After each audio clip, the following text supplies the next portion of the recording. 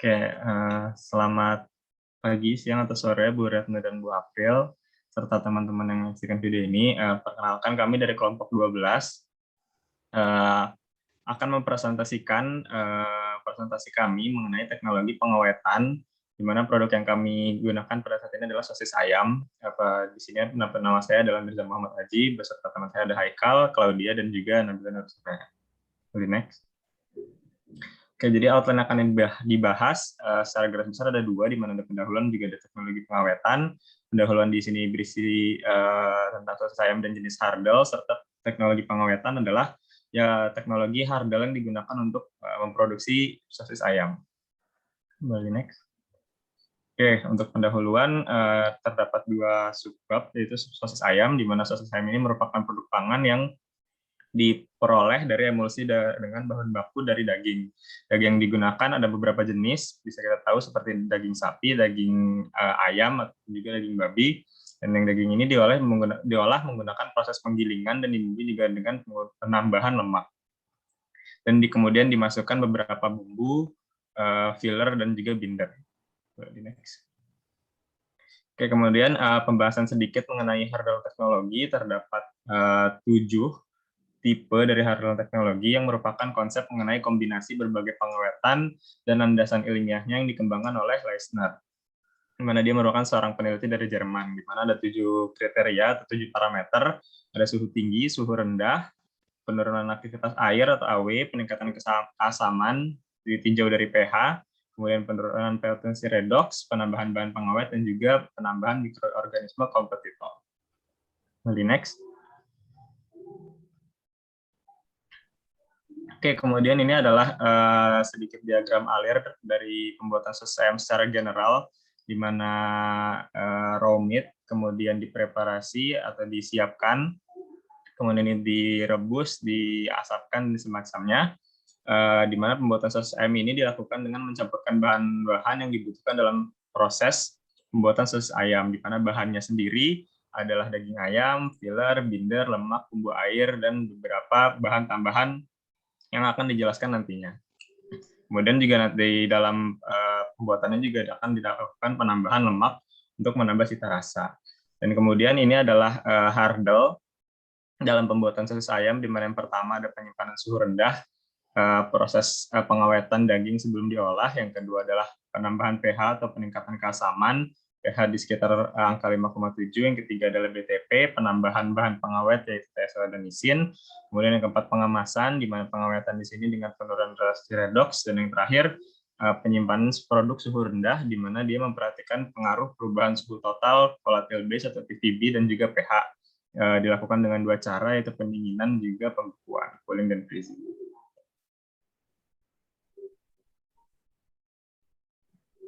Oke, kemudian akan dilanjutkan dengan yang lain. Perkenalkan, saya Nabila Putri akan melanjutkan presentasi mengenai teknologi pengawetan sosis ayam. Next. Yang pertama adalah penyimpanan suhu rendah atau cold frozen, di mana penyimpanan ini dilakukan sebelum daging diolah, di mana daging giling disimpan dalam deep freezer pada suhu sekitar minus 18 Celcius hingga penggunaan selanjutnya. Daging beku dicairkan pada suhu 4 derajat Celcius dalam kulkas selama 16 jam sebelum diolah. Seluruh proses penyiapan bahan baku dalam kondisi higienis dan diupayakan sesingkat mungkin zona suhu kritis, yaitu suhu 10-60 Celcius, di mana pada suhu tersebut pertumbuhan mikroba terjadi dengan sangat cepat. Next. Yang selanjutnya ada pengaturan pH, di mana diatur pH emulsinya rendah, yaitu sekitar 6,7 dengan asam laktat, di mana peningkatan organisme pembusuk menghasilkan lebih banyak degradasi protein dalam produk daging yang hasilnya akan meningkatkan pH. Protein berperan menahan air, sehingga air yang keluar semakin sedikit. Dengan terjadinya degradasi protein, maka nilai activity water akan semakin besar. Sehingga dengan mengatur pH emulsi lebih rendah akan menjaga peningkatan pH lebih sedikit, sehingga pertumbuhan bakteri dapat dihambat dan memperpanjang shelf life sosis ayam. Next. Yang ketiga ada penambahan pengawet, di mana ada TSP atau protein kedelai bertekstur sebanyak 4% dan 40 mg per kilogram nisin. Di mana TSP merupakan humektan yang dapat menurunkan kadar air dan activity water serta dapat mempengaruhi warna dan tekstur sosis yang dihasilkan. Sedangkan nisin merupakan bakteriosin yang dihasilkan oleh bakteri asam laktat Lactobacillus lactis. Penambahan nisin menghambat pertumbuhan pembusuk serta organisme patogen dalam makanan. Berdasarkan hasil uji, penambahan TSP dan nisin terbukti mampu menambah shelf life sosis ayam 5 hari lebih lama pada kondisi ruang. Next.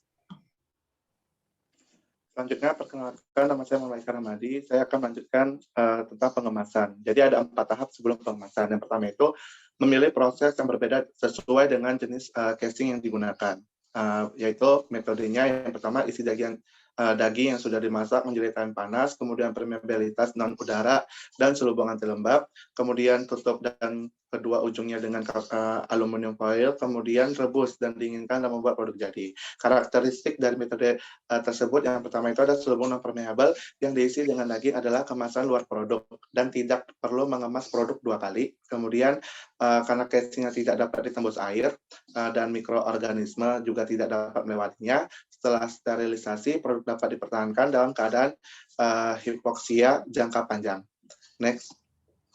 Yang kedua, ada metode pengemasan. Metode pengemasan juga dapat dibagi menjadi digunakan yaitu vakum dan pengemasan pengisian gas. Perbedaannya itu yang untuk vakum menjaga casing dan sosis dalam keadaan tertutup untuk menghilangkan udara di antaranya sejauh mungkin, sehingga dapat mencegah kerusakan produk yang disebabkan oleh kontak oksigen dan produk. Sedangkan yang pengemasan pengisian gas itu untuk mengisi gas inert yang mengisolasi oksigen. Tujuannya dari kedua metode tersebut adalah untuk mengurangi pengaruh oksigen pada kualitas produk. Tujuan dari kedua metode itu yang pertama untuk metode vakum, untuk mengurangi pengaruh oksigen pada produk melalui deoksidasi atau vakum. Kemudian untuk kemasan pengisian gas inert yang menggunakan film kedap udara dan mengisinya dengan gas inert, misalnya nitrogen. Next. Yang ketiga ada sterilisasi sekunder. Jika casing sosis yang dapat bernapas digunakan selama periode dari sterilisasi ke pengemasan, permukaan produk dapat terkontaminasi 2 kali dan bagian dalam produk dapat diubah dari keadaan anaerob menjadi keadaan aerob yang mengakibatkan penurunan pengawetan. Umumnya produk bermutu tinggi tidak mengalami sterilisasi sekunder. Dalam sterilisasi kedua, produk juga harus bersentuhan dengan media termal sehingga harus paket vakum. Next. Yang terakhir ada tanggal pergantian dan pengemasan produk yang sesuai. Pengemasan produk harus mempertimbangkan kualitas, umur simpan yang dibutuhkan oleh pasar, ekonomi, dan masalah lainnya. Untuk mengemas dengan benar sesuai dengan kebutuhan pasar, kita harus mempertimbangkan 3 aspek kondisi pabrikan, metode pengemasan, dan bahan pengemasan secara komprehensif. Selanjutnya, penyimpanan suhu rendah. Terdapat 2 cara penyimpanan pangan dengan suhu rendah, yaitu pendinginan dan pembekuan, di mana pendinginan adalah proses penyimpanan bahan pangan di atas suhu pembekuan, sedangkan pembekuan adalah proses penyimpanan bahan pangan dalam keadaan beku. Perbedaan umum antara keduanya terletak pada suhu yang digunakan. Lalu untuk penyimpanan suhu rendah beberapa bahan pangan bersifat relatif tergantung jenis pangan yang disimpan seperti terlihat pada tabel, di mana untuk sosis, nugget, dan sejenisnya dari minus 17,7 derajat sampai 28,8 derajat Celcius. Berikut adalah penyimpanan suhu rendah pada sosis ayam yang bertujuan untuk pengawetan dengan memperhatikan pengaruh perubahan suhu pada total volatile base dan pH.